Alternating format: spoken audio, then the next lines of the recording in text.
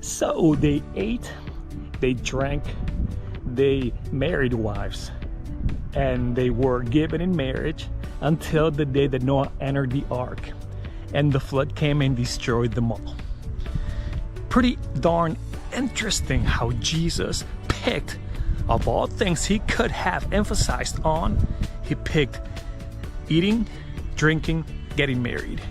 He's having a conversation with the disciples and he tells them, you know what, in the end time, you know, the climate, the environment, how society is going to look like, and he gives them a glimpse. He paints a picture for them and he picks those three things.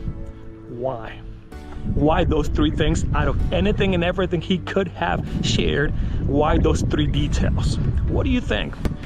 I've heard speakers, preachers, people sharing all sorts of things in speculation. But what does the text, what does the verse, what does the text say at face value? You gotta respect scripture. What does it say?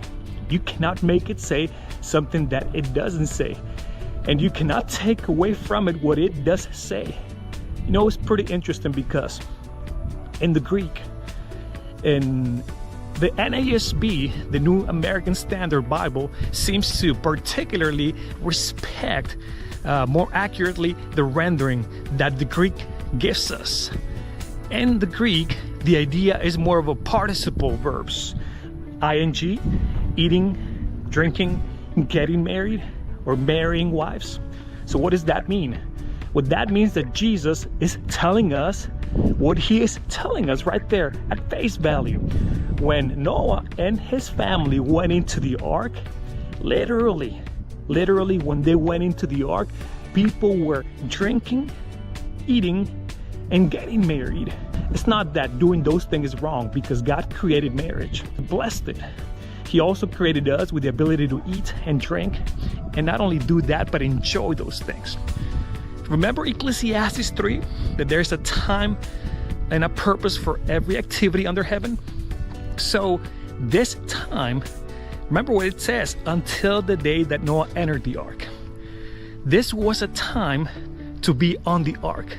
This was not a moment, specific moment to be getting married or to go enjoy a meal or drink. This was a specific time where they should have been on the ark and they weren't. They had 120 years of warning. They had a full week after Noah and co had boarded the ark, having seen that supernatural display of all the animals in procession into the ark, and even that did not awaken their senses. Now, at that particular moment when the flood's about to start, rain's about to fall from the sky, the water fountains of the great deep are about to burst from the ground, they are still just eating, drinking, and getting married. That was not the time to do that. They could do that later on, and Noah and their family did that later on in life. But that was a particular moment to be on the ark, and they weren't. And because of that, they missed out. That's what Jesus is saying there. As simple as that. They were literally at that particular moment when they should have been on the ark, they were out there, and they got swept away.